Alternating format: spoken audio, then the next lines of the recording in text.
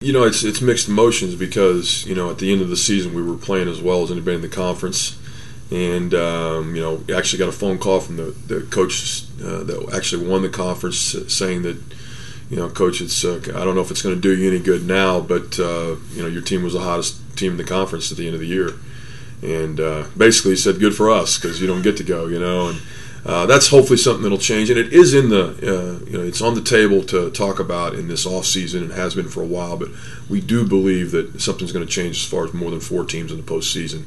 The kids deserve that, and they deserved it, especially the way they played down the stretch. And we had a lead there at the end, and we didn't hold on. And you can look at 1,000 different things and possessions and what have you. At the end of the day, it didn't happen, and couldn't be more proud of the guys because when you go on the road in this conference, if you've got a lead late in the game against a team that's won 21 basketball games, you've brought it. And we wanted UTPB on Thursday to give ourselves that opportunity and beaten both the teams that were tied for first place the week before that. So when things looked like an average season, it all of a sudden turned into a season that could be full of incredible memories. We're one possession away from maybe incredible memories. Yeah, the league itself, the games that I saw just seemed to be very competitive. I don't know if it's parity or just a lot of heart and soul out there on the court, along with a lot of good coaching. Got a lot of good skills as well. How do you evaluate this year's league?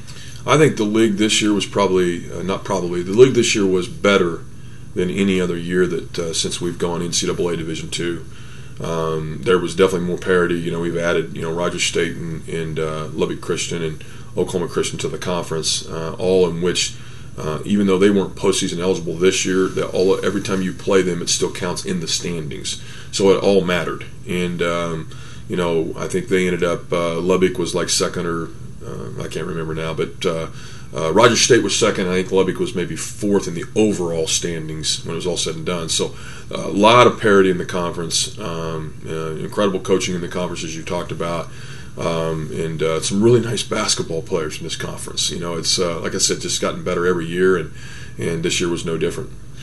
Just as you look at your players, the things that you started with at the beginning of the season and so many new players to try to bring in to help overall the year, how did you think all that gelled, and did it take a while to do that?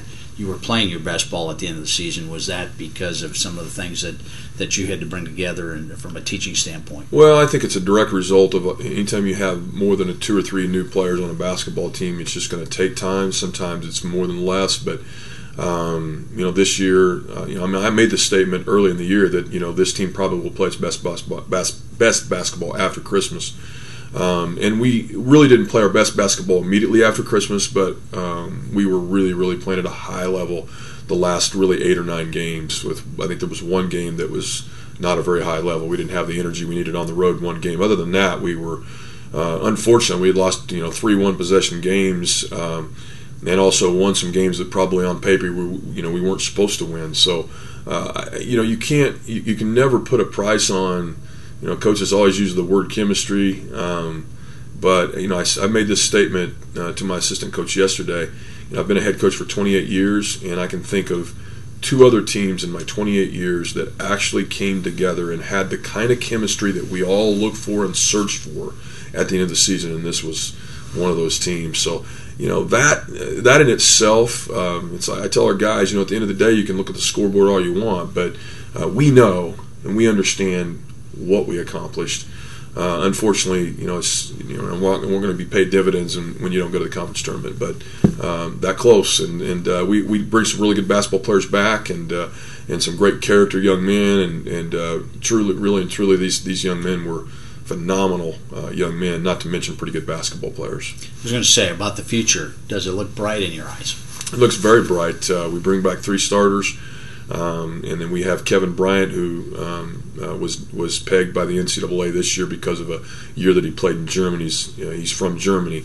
He'll have 3 years left, and he is I consider him a mid-major defensive basketball player as well as a rebounder. He's still a little bit raw offensively, He is a phenomenal athlete, and he just gives us fits every day in practice. And that also allows us to get better when you have players like that you're going against every day. So we have already in place, the 3 starters plus Kramer Ammons, who played a ton of minutes. That those guys, all of our basketball team have a chance to really come back and be better next year. And sometimes you get that 1 year under the belt. And that second year, a lot of times, it's an amazing thing what can happen after the development. So we're really looking forward. We need to sign 3 or 4 really good basketball players. We're in the process of obviously trying to get that accomplished. I would say recruiting, outside of the recruiting side of things, what are you going to focus on between now and the time you start doing it again? Well, I mean, that's the main number one priority. But we get a chance to work with our guys. The NCAA says we have to give them 14 consecutive calendar days off, then we'll have spring break. And quite frankly, they need 3 weeks off. I mean, after you go through an entire season like that, I hope they get in the weight room and all that stuff. But they're going to get 3 weeks, and then we bring them back and really condition them for another 5 or 6 weeks. And then it's all about them continuing to get better over the summer and come back with a mindset that we're not going to miss the conference tournament. And I always talk about one possession. We're looking for one possession, and every season that I've ever coached, you can look back on 1 or 2 or 3 games that it was a one-possession game. And so every one of those details really do matter. And they get tired of me saying it and tired of me preaching it and tired of me harping at them, but we have good enough kids, I think, that will matter when it's all said and done.